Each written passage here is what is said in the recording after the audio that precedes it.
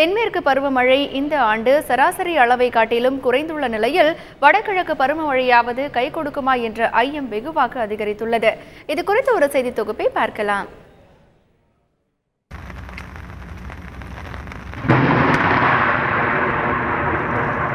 வருந்தி அழைத்தும் வராத மழை எப்போது வரும் என்பதே சென்னை மக்களின் ஏக்க குரலாய் எங்கும் எதிரொலிக்கிறது.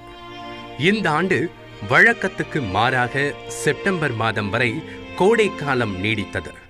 மழைக்காலம் என்ற நிலை மாறி மழை நாட்கள் என்றாகி அந்த மழை நாட்கள் கூட மழை நேரங்களாக மாறிவிடுமோ என்ற அச்சம் சென்னை மக்களிடம் உருவாகியுள்ளது.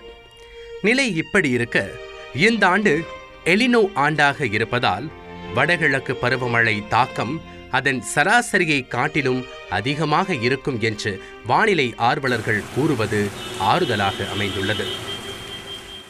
எல்னினோ வடகிழக்கு பருவமழைக்கு ஒரு சாதகமான நிகழ்வு.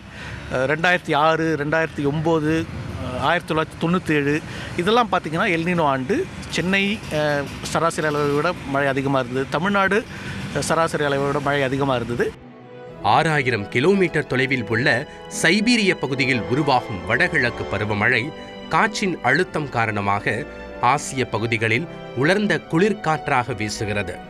இது தமிழகம் நோக்கி வருகையில் வங்காள விரிகுடா கடலை கடக்கும் போது கடலின் ஈரப்பதம் பெற்று வடகிழக்கு பருவக்காற்றாக மாறுகிறது.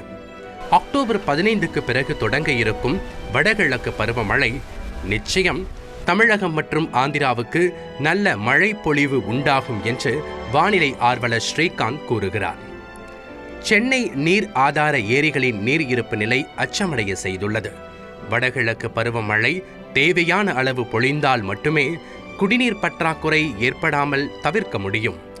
தந்தி டிவி செய்திகளுக்காக ஒளிப்பதிவாளர் ரவியுடன் சுபாஷ்.